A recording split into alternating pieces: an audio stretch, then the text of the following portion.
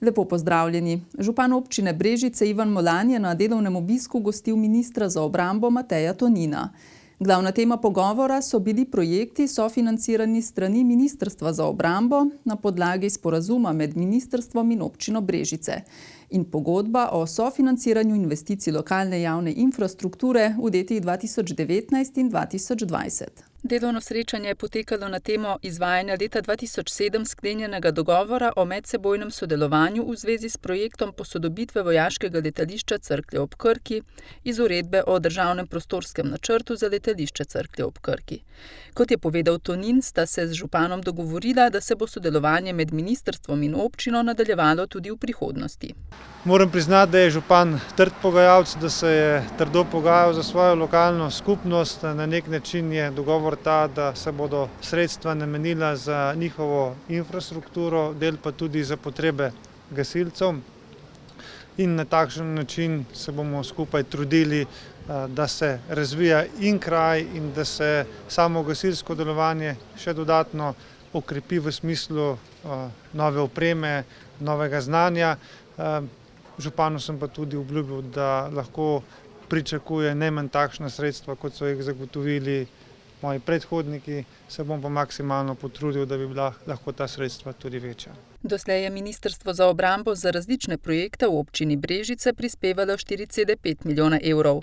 Lani sta brežiški župan in nekdanji obrambni minister Erjavec podpisala dodatek sporazumu v višini 400 tisoč evrov za leto 2019 in prav toliko za leto 2020. Zadnje 2 leta smo imeli dogovor, da se financira infrastruktura v neposredni bližini vojašnice. To je bilo ureditev naselja Črešnice in pa cesta od Cerkelj do Pirošice, vključno z mostom, ki se bo začel obnavljati v teh dneh.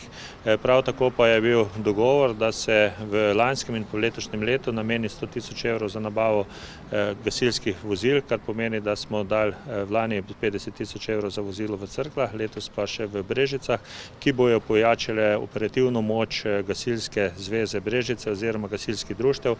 Seveda ta društva pa tudi v primeru kakšnega požara na letališču ali pa v skupnih vajah ali pa kje drugje so tudi pripravljene intervencije izvajati tudi v samem letališču. Ministrstvo mora še dokončati 2 podetapi povezovalne ceste Drnovo-Črešnice jug. Izveden je bil le severni del. Prihodnje leto se izteče tudi pogodba za brezplačno uporabo dela letališča Cerklje ob Krki za potrebe javnega gospodarskega zavoda Letalski center Cerklje ob Krki, za katerega želi občina podaljšanje uporabe za naslednje 5-letno obdobje. Smo se danes celo pogovarjali o možnosti, da se del stanovanj, ki so še prazne v Brežicah, nekako prenese na občino Brežice in občina bi ta stanovanja namenila za socialna stanovanja oziroma za mlade družine. Poleg tega pa seveda je potrebno povedati, da tudi zaradi vojašnice letališče Cerklje ob Krki in pa drugih praktično nevarnosti, ki jih imamo vse več tu ob meji, ob letališču, ob železnici, bi želeli, da bi ministrstvo tudi del sredstev namenilo za gasilce, kot so razna penila, razne reševanje, ki jih bomo še z Gasilsko zvezo dogovorili in tudi je dal danes dogovor, da se ta komisija čim prej, ki mora določiti tako kriterije financiranja, kot tudi mora določiti višino, sestane nekje do septembra in da se še ta dogovor kot dodatek podpiše pred koncem tega leta, da lahko tudi v proračuni nadomestimo svoj denar. Minister je ob tej priložnosti obiskal tudi Gasilsko zvezo Brežice, kjer so mu brežiški gasilci in gasilke predstavili svoje delo in aktualne izzive. Dom starejših občanov in občina Krško sta pred 5 leti pristopila k iskanju novih rešitev oziroma k novim oblikam varstva starejših. Rešitev sta našla v obliki sklada za regionalni razvoj, v projektu Evropskega sklada za regionalni razvoj, v okviru katerega se je začela aktivnost za vzpostavitev dnevnega centra za starejše občane z demenco v Krškem. Ureditev centra, ki bo svoje prostore dobil v objektu podmornice na Vidmu, so v polnem teku. Ureditev dnevnega centra za približno 15 do 20 uporabnikov oziroma varovancev poteka v nadstropni etaži trgovskega objekta Podmornica na Vidmu. Gre za poseg, ki naj bi trajal približno 2 meseca. Dela so v polnem teku, gre pa za to, da se sedanji trgovski objekt preuredi, se pravi v tem nadstropju preuredi za dnevni center za starejše. Gre v bistvu za center, kjer naj bi starejši ljudje, ki so potrebni nekega varstva, lahko prebivali tekom dneva. Zato bo tudi prostor temu primerno urejen. Poleg sanitarij bosta tudi recimo generalno dva prostora, ki sta eden je za dnevni počitek, eden je za dnevne aktivnosti. Seveda vsa spremljajoča infrastruktura, ki gre k takemu objektu zraven oziroma temu namenu. Skupna površina tega objekta oziroma dnevnega centra bo znašala 390 kvadratnih metrov. Sicer pa investicije sama, se pravi poleg nakupa objekta, ki je že upravljen bil pred časom, bo gradbeni del približno 180 tisoč evrov, preostanek približno 40 tisoč evrov pa je znaša vsota, ki je potrebna za opremo. Ob tem je treba reči, da se približno 130 tisoč evrov sredstev pridobiva iz strani Evropske unije, gre v bistvu za evropski projekt, ki je v bistvu za več občin, hkrati smo nastopili in v Posavju in vsaka občina v svojem okolju ureja nekaj, kar bi šlo v sklop tega projekta. Z gradbeno-obrtniškimi deli bodo predvidoma zaključili konec avgusta, sledi opremljanje, pridobitev uporabnega dovoljenja pa je predvidena konec septembra. V občini Sevnica so se v poletnem času lotili obnove nekaterih cestnih odsekov. V Boštanju se izvajajo gradbena dela na občinski cesti Boštanj-Grahovica. Dela potekajo tudi na odseku Metni Vrh-Drožanje, projekt v Lončarjevem dolu pa gre h koncu. V naselju Lončarjev dol se izvajajo rekonstrukcijska dela na občinski lokalni cesti na odseku Spodnje Vranje-Lončarjev dol.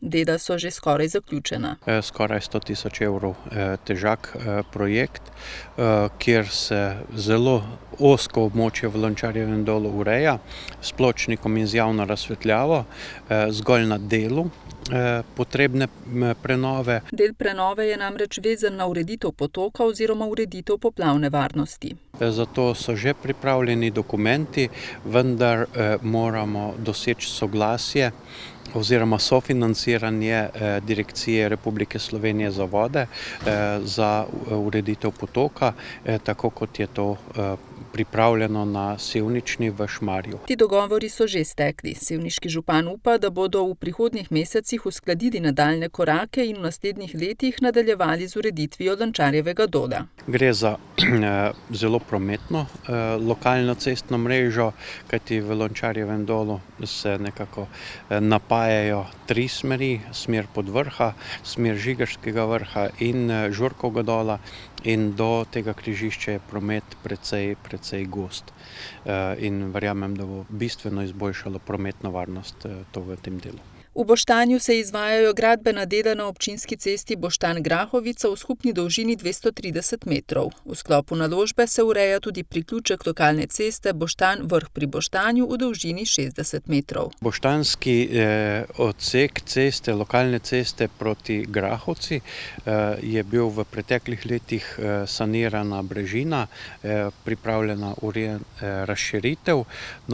Na delu ceste, ki pa je še praktično v Boštanju, od gostilne naprej proti križišču, ki gre proti Vrhu Grahovci in proti pokopališču. Na tem delu pa ni bilo pločnika, ni bilo javne razsvetljave, kot je potrebno, vozišče pa ni bilo dovolj široko, dovolj pregledno in križišče ceste proti Vrhu zelo neurejeno oziroma nepregledno. Razširitev vključuje izgradnjo hodnika za pešce, ureditev meteorne kanalizacije ter izgradnjo javne razsvetljave.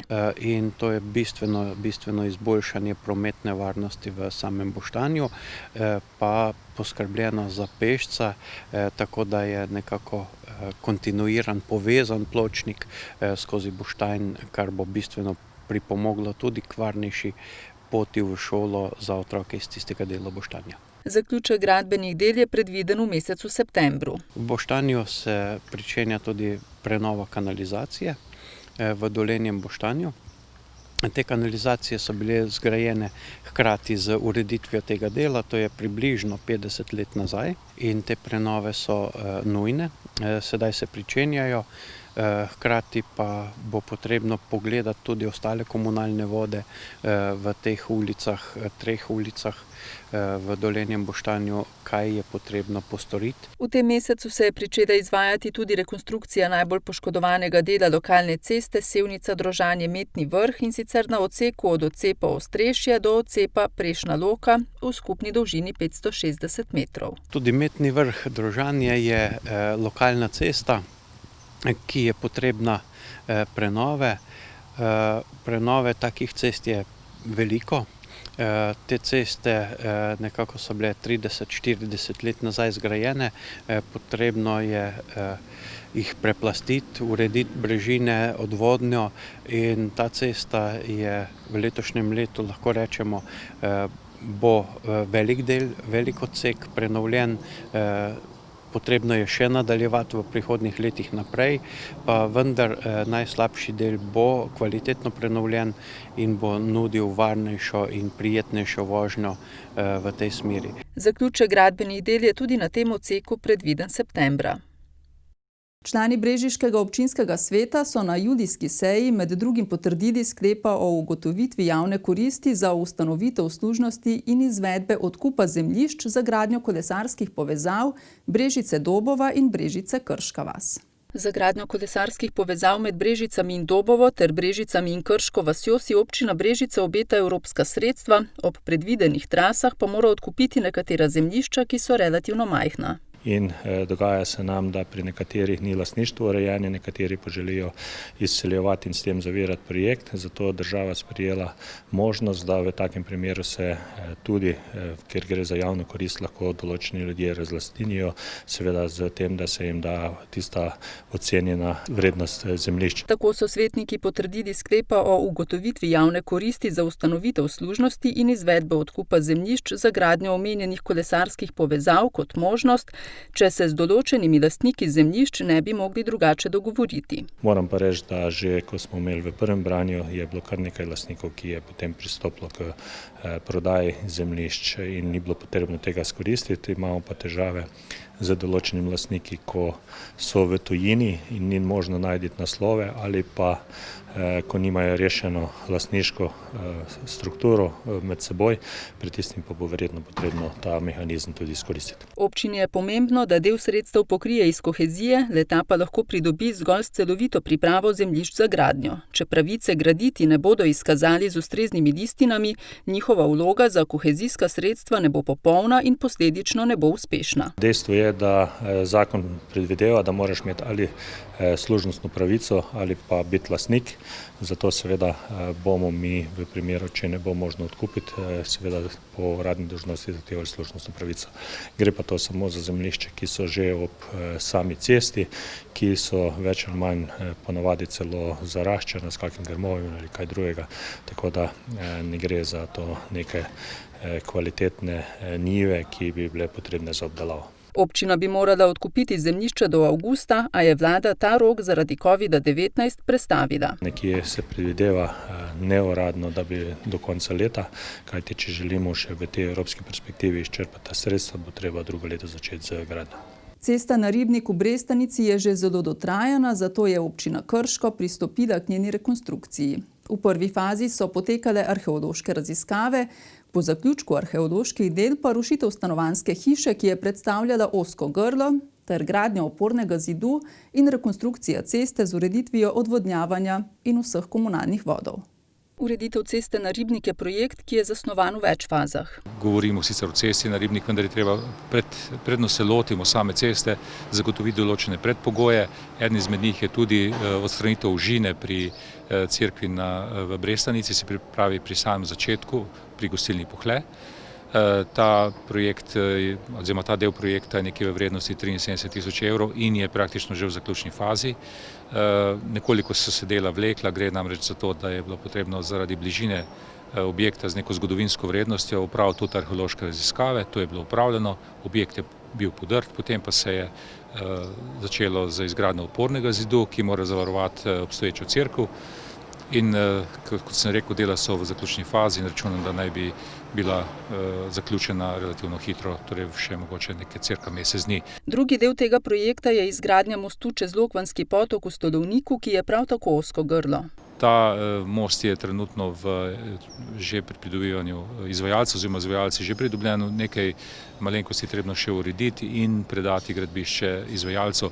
Izvajalec je isti, kot je bil izvajalec za to rušitev, tako da ko bosta te dve zadeve dokončane, potem pa lahko pristopimo k gradnji celotnega projekta. Če bodo dotrajani most še letos zamenjali z novim, bodo predvidoma v naslednjem letu preuredili celotno cesto. V polnem teku so dela izgradnje novega vrtca na Senovem na novi lokaciji. V letu 2019 so pripravili projektno dokumentacijo, pridobili gradbeno dovoljenje, izbrali izvajalca, z deli pa so začeli v aprilu. Gradnja skoraj nič energijskega vrtca z 8 oddelki poteka skladno z načrti. Dela na vrtcu Senovo potekajo v polni moči, se pravi v polni meri.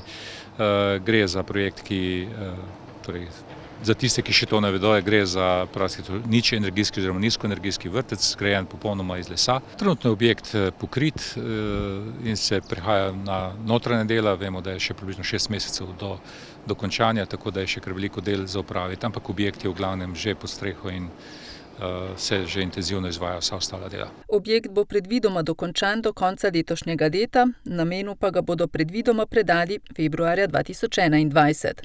Skupna vrednost naložbe znaša 3,3 milijona evrov, gradbeni del znaša 2,7 milijona evrov, preostanek je namenjen za nabavo opreme. Investicijska struktura ali pa konstrukcija vključuje tudi 480 tisoč evrov iz strani Ekosklada, ker gre za takšen objekt nizkoenergijski.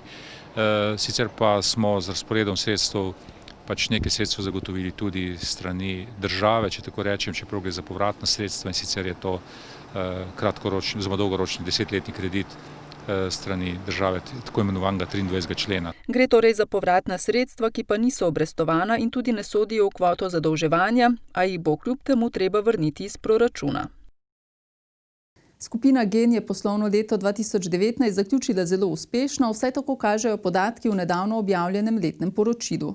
Prihodki celotne skupine so znašali 2,2 milijarde evrov, čisti dobiček je znašal 48,5 milijona evrov, kar je za 28% več od načrtovanega.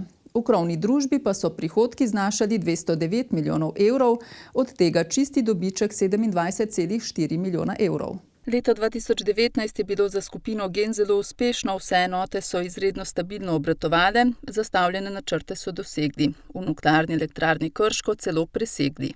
Tudi poslovni rezultati so bili rekordni. Imeli smo rekordni dobiček na nivoju skupine 48 milijonov evrov, neto čisti dobiček in pa promet preko 2,2 milijardi evrov, kar nas uvršča pravzaprav na drugo mesto po prihodkih družb v Sloveniji. Čisti dobiček so presegli za kar 28% od načrtovanega. Celo blizu 30% smo presegli glede na načrt, predvsem z dobrim menedžiranjem obratovanja naših hidroobjektov, prodaje in nakupa električne energije na trgu, seveda pa z tem, da smo tudi presegli plan obratovanja v nuklearki, pa tudi na en del hidroelektrarnah. Proizvodne enote družb skupine Gen so delovale brez izpadov in proizvedle 3600 gigavatnih ur električne energije. Zanimivo je bilo, da je bilo praktično 3/4 leta zelo suho, zelo slaba hidrologija, vendar smo uspeli na širših trgih zelo dobro kupovati in prodajati električno energijo in se enačiti to našo proizvodno. V zadnjem kvartalu pa seveda smo imeli večjo proizvodno.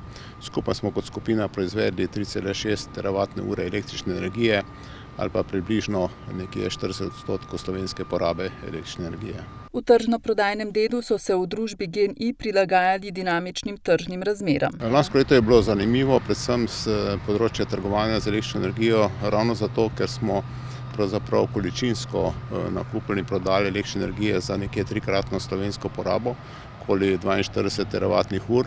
Predvsej pa smo tudi finančno trgovali na vseh 19 državah, kjer smo prisotni, pravzaprav tudi približno enaka številka smo naredili tudi finančnih poslov z ščitenjem in pa seveda z finančnimi inštrumenti. Lansko leto je bilo intenzivno tudi na področju razvoja in raziskav ter investicij. Lansko leto smo upravili preko 90 milijonov naložb, kar pravzaprav nas uvršča med najbolj investicijsko dejavne skupine v Sloveniji. Bile so pa predvsem v varnostne gradnje v Nuklearni elektrarni Krško in pa začetek izgradnje plinskega bloka 7 v Termoelektrarni Brestovica. Novšak vse skozi opozarja tudi na vse bolj potrebno gradnjo drugega bloka jedrske elektrarne, ki bi ga, poudarja, potrebovali že zdaj, saj se je povpraševanje po elektriki v zadnjih letih okrepilo. S pospešeno elektrifikacijo vseh področji, zlasti prometa in ogrevanja, s krepitvijo gospodarstva in rastjo življenjskega standarda, vztrajno rastejo potrebe po električni energiji in po dodatnih virih. V Kostanjevici na Krki so imeli doslej urejenih 5 postajališč za avtodome brez urejenega priključka za vodo in elektriko. Na prostoru pod glavno cesto pri krožišču pa so letos dokončali postajališče za avtodome, na katerem je urejena vsa potrebna infrastruktura.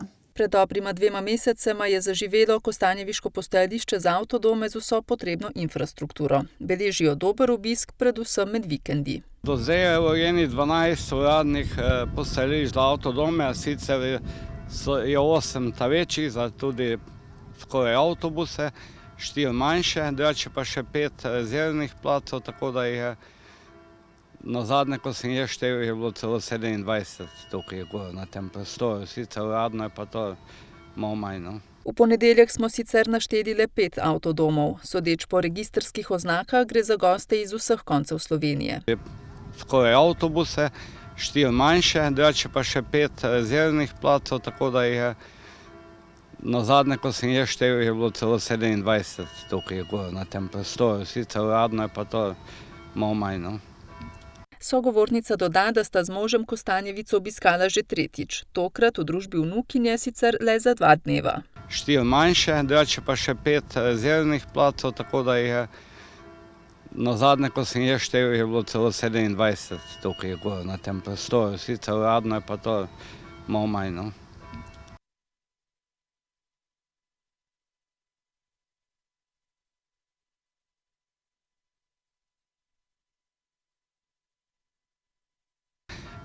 Kostanjeviška občina je za investicijo namenila 200 000 evrov. Mi se v občini tudi zavedamo, da te investicije ne bomo nikoli pokrili.